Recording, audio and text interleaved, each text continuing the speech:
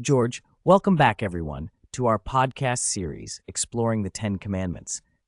Today, we're tackling the third commandment: You shall not take the name of the Lord your God in vain. An important piece of scripture found in Exodus 20, verse 7. So, what does this really mean, Victoria? Well, George, it's often perceived as just a prohibition against swearing, but there's so much more depth to it. The essence of this commandment goes beyond simply avoiding blasphemy. Exactly. When the Bible refers to God's name, it encompasses his identity, character, and authority. To misuse his name isn't merely a verbal misstep, it's a profound disrespect to who he is at his core. Victoria, that's right. The commandment is calling us to a higher standard. Misusing God's name isn't limited to profanity. It's also about invoking his name casually or carelessly. For instance, saying God told me when he didn't. Now that's a real issue. So saying things like God told me to do this, or making promises in his name without intent to fulfill them, is also a violation, and it can mislead others about who God is. It's a matter of integrity, right? Absolutely, George. And let's think about hypocrisy for a moment. Claiming God's name, yet living contrary to his principles? That's probably a more significant misrepresentation than careless words. Yes, the world often gauges God's character based on how we who claim to follow him act.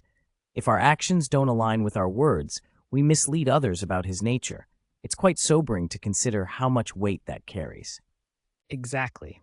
This brings us to our worship practices. When we sing hymns or pray, if we're uttering God's name without real reverence, we risk distorting the holiness of his name. It's like throwing around the word love without understanding its depth. That's insightful.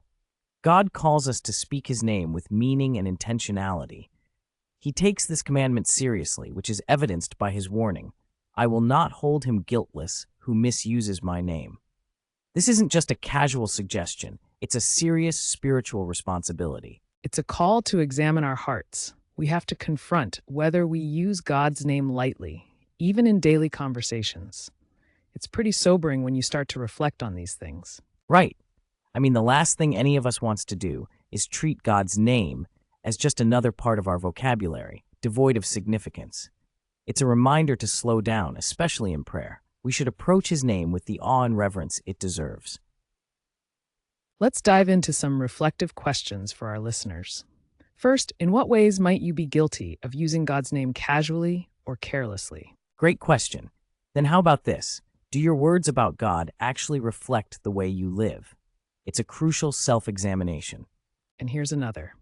How can you ensure you're handling God's name with greater reverence, both in conversation and during worship? Finally, think about how your actions communicate about God's name to those around you. What are you projecting to others, especially to those who might not know him? Those are fantastic reflection points. Friends, this isn't just about steering clear of foul language. It's about living in a way that honors God's name every single day. Well put, Victoria. At the end of the day, it's all about integrity, matching our words with our actions, and returning to the heart of the commandment, honoring God's name in both speech and lifestyle. Right. Let's all be mindful of how we represent his name, both personally and in community. Our lives should speak to his greatness. That's a powerful thought to close with.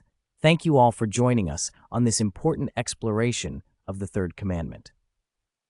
We hope today's dialogue encourages you to reflect deeply on how you honor God's name. We'll continue our series tomorrow with the next commandment. Until then, strive to live in a way that brings glory to his name. Take care, everyone.